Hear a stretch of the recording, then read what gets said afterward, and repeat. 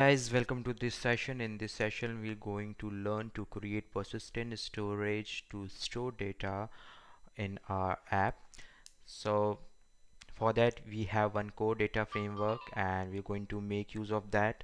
And we will see that how we can add core data or include core data in our project, and we will also see that how we can create an entities and attributes in the core data, and how we can make use of those entities to store data on in. Let's get started by creating a new project. So before creating a project, you need to select one template here. So for that, here I will be selecting one template, that is single view app. Then click on next, then write the name of your project, and the project name would be core data demo. So so here this checkbox must be selected for core data, and then the language. So here we're going to select Swift here, then next. Okay, now we're going to select the path where you want to create this project. Okay, so here it is. This is my project, and we are going to play, or we are going to make use of this model here.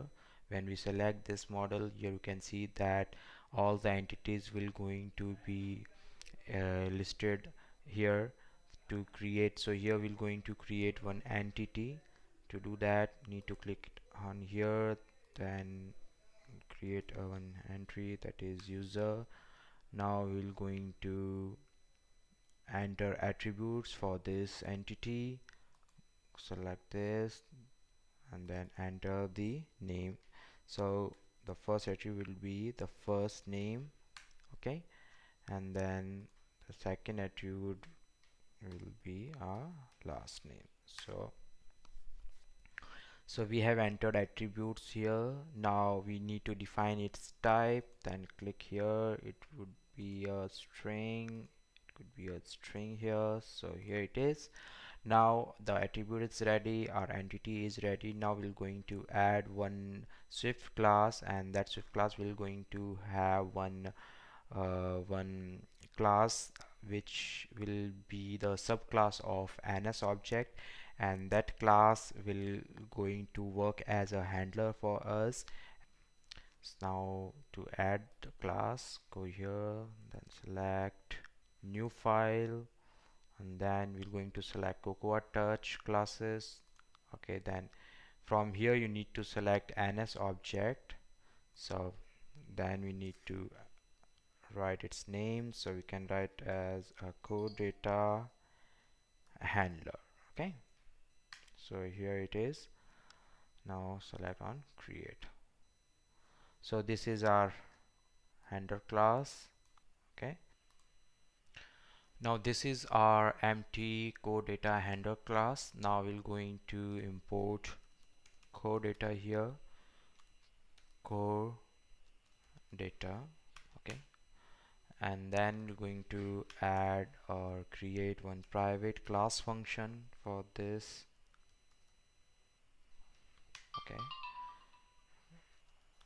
class function, and this class function will going to return the context, the managed context.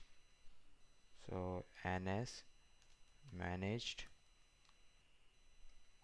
manage object context. Okay, here it is. Let app delegate, and then UI application. So and then shared, and then delegate. And okay, so here it is. Now we're going to return the context for this app delegate, and then persistent container, then view context. So Now we're going to create two more function, and one function is to save data to CoreData, and the other one to fetch the data from the CoreData. So to do that, to write class function, then save object. Okay, object, this is my name. Then here we're going to pass the data. So first name string, and then last name string. Okay, so here it is, and then we're going to pass it to bool, and bool will going to return the status for whether the object is saved in CoreData or not. So now we will create one variable for context, and we're going to make use of above function get context. So then let going to create an entity for us, and as entity and as entity description. So this class we're going to use, then entity. So here it is. Now we're going to name the entity here. We're going to write a name for this, and then if you don't know what the name, then here from here you can get the name. So this entity name will going to make use it here, user, and then the ns manage context, and which is context. So here it is. Now we're going to create one managed object,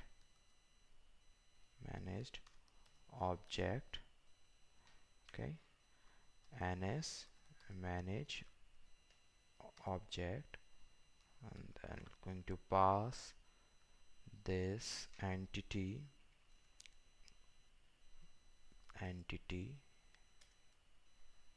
okay, entity, and then context here.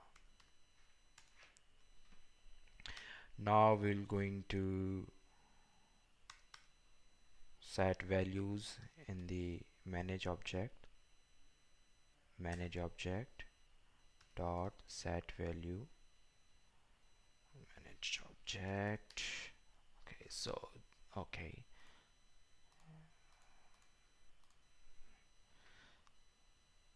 so it's, I think we need to make it optional. So we're going to unwrap this.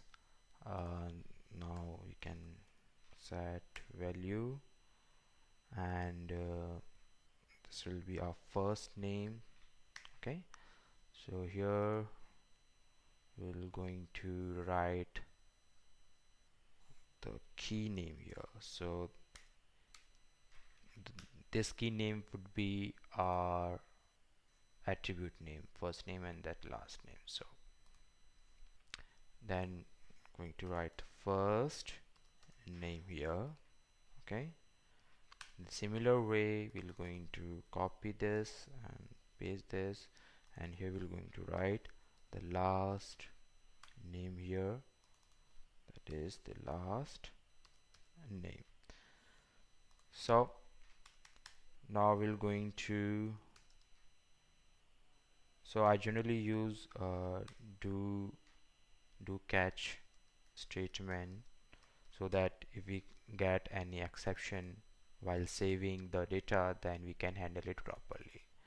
So in catch we're going to return nil, or sorry, as we know that we are returning true or false here, so then we're going to return false here in case if our data is not saved, and here we're going to return true. Okay, Now we're going to write code to save the data. The context is ready, but we didn't saved it yet. So to do that, we're going to write try and then context and then save. So here it is. So this is a class function that will going to save the first name and last name for us. Now we're going to create another method to fetch the method.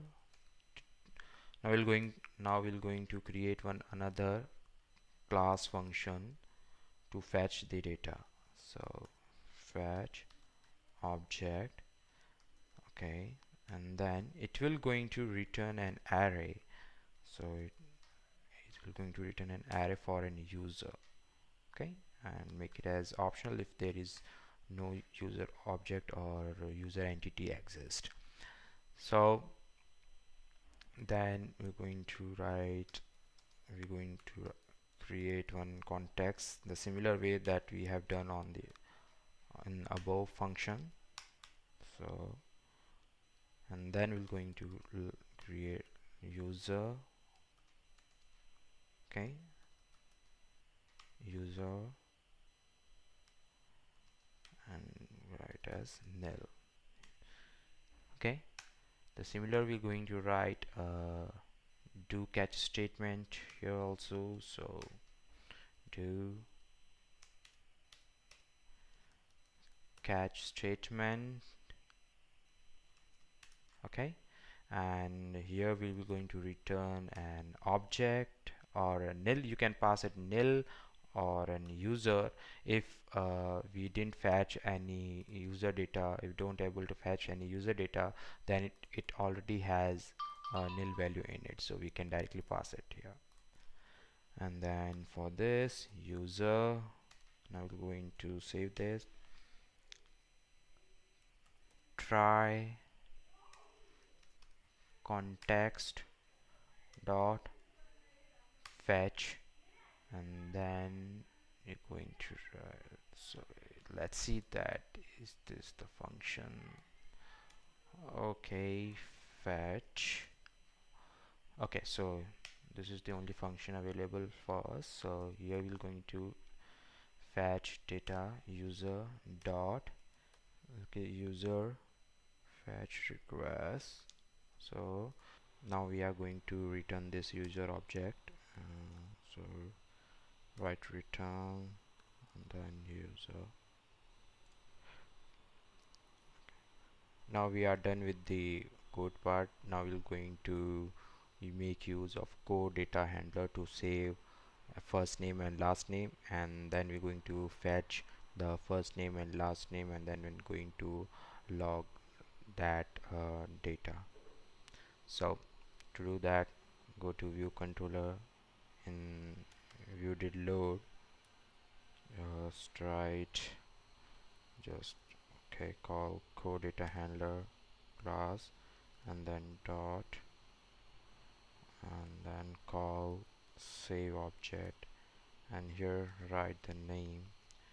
So like Dharmendra, and then the last name will be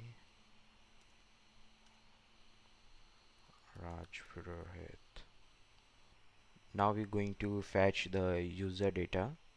So before calling this CoreData handler function, we need to create an array object for this. So user equals to user object, okay.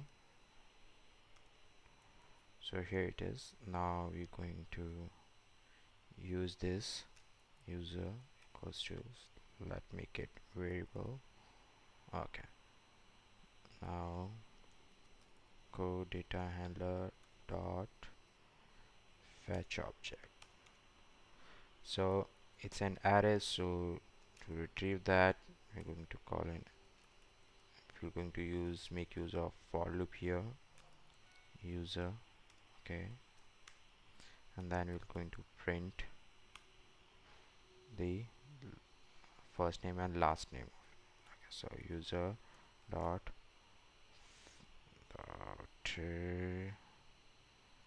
sorry, it's I dot first name.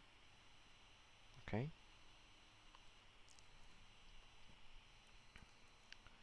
first name, so right, it's FIRST first name, then use this. So here it is. Now for the last name. Okay, okay, I dot last name. So here it is. Now run this code and see the result.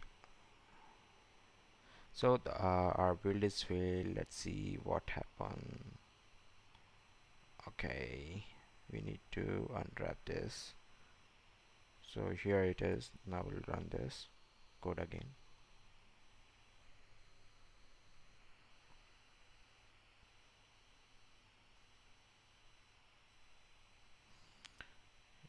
Here you can see that. So oh, for this we need to unwrap this, so we will do that here. Okay, unwrap this. So to do that, add optional here, same here. Now go and rerun this code. You will see the two user data. Yeah, twice. So here it is, Dharmendra Rajpreet. And so this is how you can create your own storage, and you can save your data in your app, so you can make your app more persistent. So in next video we're going to see that how we can delete the data and how we can perform filter in the data. So keep watching these videos.